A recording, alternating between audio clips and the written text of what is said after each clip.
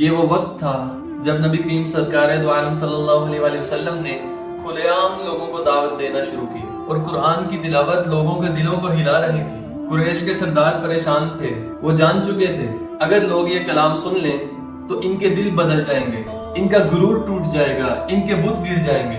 حج کا موسم قریب تھا۔ قریش نے مشورہ کیا کہ مکہ کے باہر سے قبیلے آئیں گے اور انہیں روکنا ہوگا، ورنہ محمد عربی کا پیغام ہر طرف پھیل جائے گا۔ ابو جہل، ولید بن مغیرہ اور دیگر سردار جمع ہوئے۔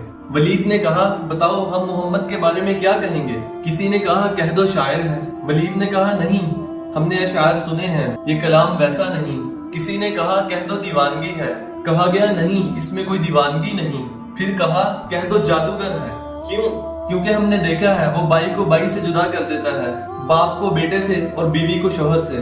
پھر کیا ہوا؟ قریش نے منادی کروا دی، مکہ میں ایک جادوگر ہے محمد، اس کا کلام نہ سننا ورنہ وہ تم پہ بھی جادو کر دے گا۔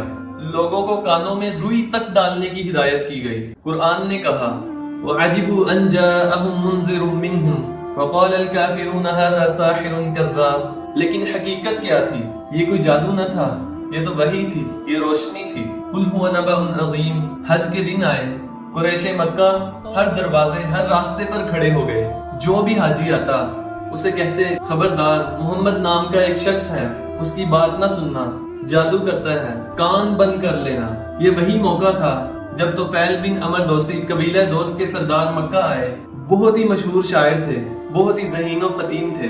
قریش نے ان سے بھی یہی کہا۔ طفیل نے کانوں میں روئی ٹھونس لی، لیکن تقدیر بول پڑی۔ جب وہ طواف کرنے لگے، اتنے میں سرکار دو عالم صلی اللہ علیہ وسلم مسجد الحرام کے ایک گوشے میں قرآن مجید کی تلاوت فرما رہے تھے۔ طفیل قرآن سنتے ہی اس کا دل کانپ گیا، روئی نکالی، خود سے کہا میں عرب کا سب سے ذہین و فطین آدمی ہوں، شاعر بھی ہوں، میں نہیں سن سکتا کہ یہ انسان کیا کہتا ہے۔ اور وہ آپ کے قریب آ کر بیٹھ گیا، قرآن سنا اور دل ہار بیٹھا۔ سورہ طٰہٰ، سورہ یاسین یا سورۃ الانعام کی آیات کی تلاوت ہو رہی تھی۔